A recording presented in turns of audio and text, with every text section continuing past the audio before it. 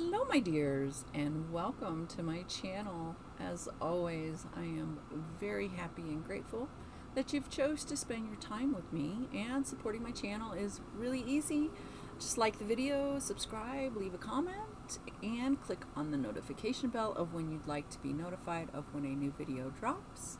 And I hope that you're all doing well, but if not, I do hope things will get better for you soon. But if you want to forget about things for a while, join me in meeting the Otherworldly Oracle. And this deck was created by J. Edward Neill, and it was released in 2025 of this year.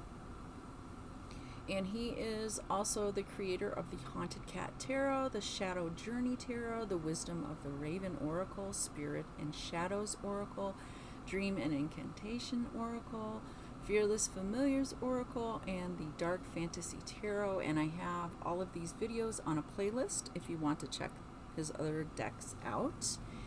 And it does come with two different ways to get the guidebook, and we will explore that after we look at the cards. But I just wanted to show you the guidebook, a little bit of a flash.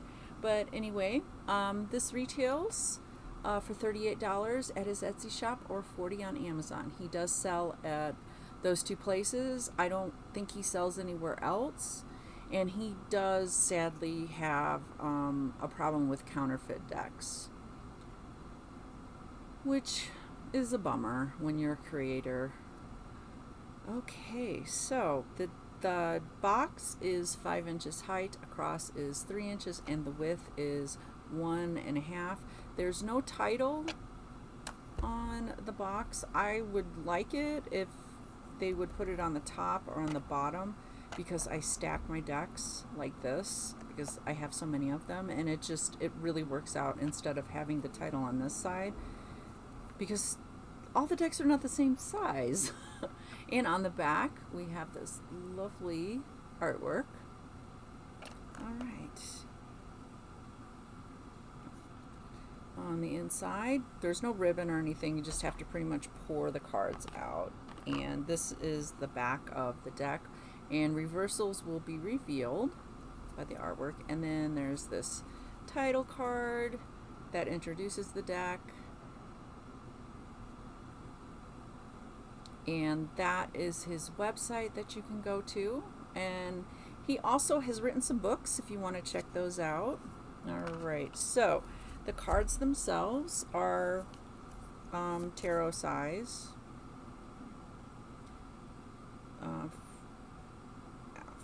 4 and so they are the regular tarot size deck, and the whole deck is 1.25 inches, and there are 72 cards, and this deck is made up of all of his artwork. No AI or anything like that. He does his own artwork. And in this deck we have witches, warlocks, animal familiars, and surreal landscapes. So let's go ahead and explore the deck. And basically, like with all of his other decks, it's an illustration and a title, a keyword to describe the image.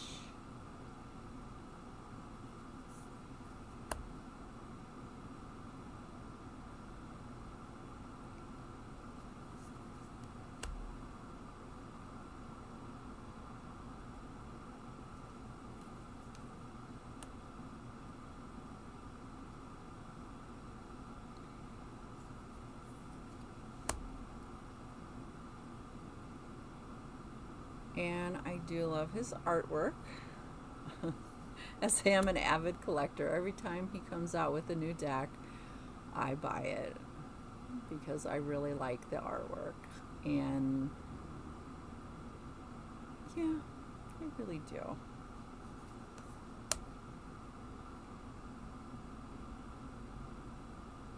It's always interesting to see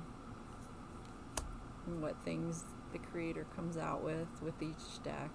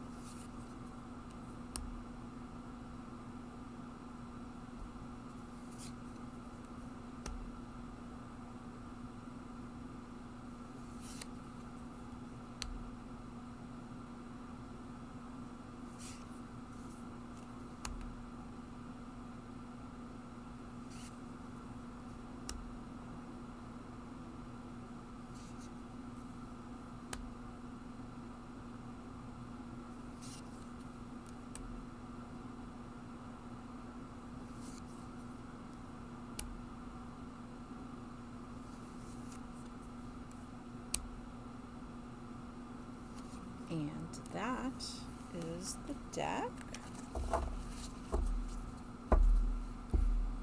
Alright, it's a pretty big oracle deck, because a lot of oracle decks I know that only do like maybe 50 or 60. Alright, so the cardstock is good in all of his other decks. They're pretty much the same. If you have a deck of his, it's pretty much the same. It's flexi bendy, as I like to call it.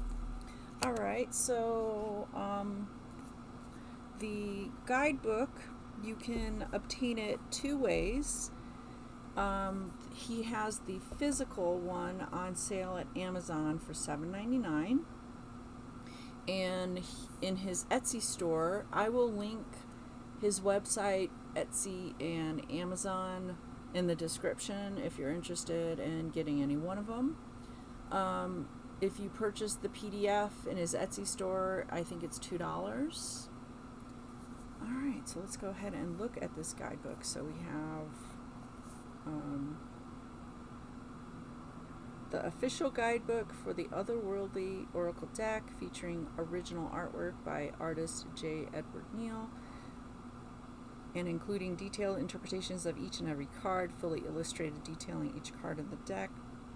Herein lie witches, warlocks, spirit animals, and dark surreal landscapes, and a path to deep and sometimes dark spiritual awakening. Alright, so his wife did collaborate on previous guidebooks, so I guess he's just doing it on his own. I don't know. Okay, then we have the copyright page, and then goes into a welcome page, and he just goes into talking about the deck itself and the creation of it, and with the deck's intention. I'm going to ask who we are, why we are here, and how can our souls survive in a strange and shadowy world. And I will let you pause that and read that at your leisure. And then we go straight into the meanings of the cards, and we have a black and white picture. We have the title of the card and little sum up of the card, and then just goes into the definition. And there are no reversal meanings with this deck, so it's basically the same with all of the pages. And I'm just gonna do a flippy through.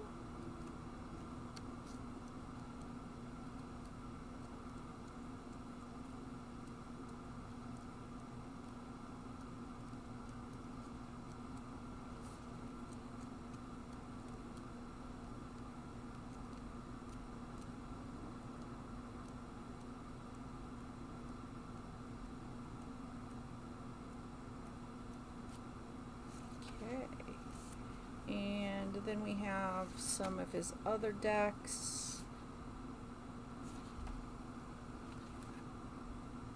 And that's the original that he started it all. And then we have some books that he's written as well. And I think you can find those on his website and through Amazon. And then we have the card decks. And that's pretty much it. Okay, so shuffling might be a little bit difficult because there are a lot of cards, but it's just basically your physical limitations, if you have any, and how you prefer to shuffle. There's no right or wrong way. Disclaimer. Don't let anybody tell you. Alright, so we do the rifle shuffle, poker shuffle is pretty good. Overhand, which is always a favorite of mine. Unless they're like really large cards and I barely get my little fingers around them. You can also cut them up and put them into different piles and do that. Or you can do the fan them out. These fan very lovely. Or you can just put them on your table and just, spread them out like you did when you were a kid and pick them out that way. All right, so we're going to go ahead and see what card wants to pop up and give us a message.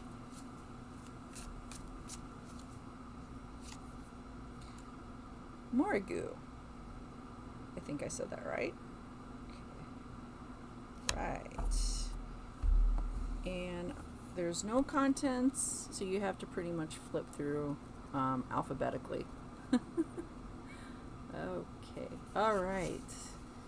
Morrigu. Conflict and fate. In mythological terms, Morrigu or Morgan typically foreshadows war, battles, prophecy fulfilled, and doom. Heavy stuff indeed. When this card shows itself to you, it desires that you realize the inevitability of conflict, coupled with the opportunity for victory. Most people spend a great deal of energy avoiding conflict. Keep the peace at all costs is a common mantra. Rather than meet difficult people and situations head on, they'll delay, deflect, and shy away from confrontation. While this works nicely if the danger or struggle presents an actual physical threat, in most situations it's self-defeating. If you don't make war upon your problems, you will never solve them. If you won't fight for what you believe in, victory can't be yours. It could be that Morrigu portends an actual incoming of conflict, or, just as likely, it speaks of the overall arc of your life. You are fated, as we all are, to endure problems and face battles which must be fought.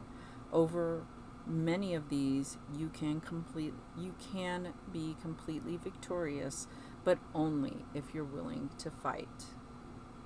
All right. I don't know who needed to hear that message, or maybe me. All right, so that is pretty much all I have for this lovely deck. If you did buy it, let me know how it's working out for you. If you like it, you don't like it. Because I know sometimes you buy decks and you think they're great, you're wonderful, you connect with them, and then you don't. Or there's just, you finally get it into your physical hands and, but also you could love the deck as well. So let me know how it's working out for you, and if you want to give a little review for other people who are curious about it, because that's why they watch my videos, to see whether or not a deck is worth their hard-earned money. But let me know your thoughts on this deck. And once again, thank you so much for spending your time with me, and I hope that you will join me with another video. But until next time, take care and goodbye, my dears.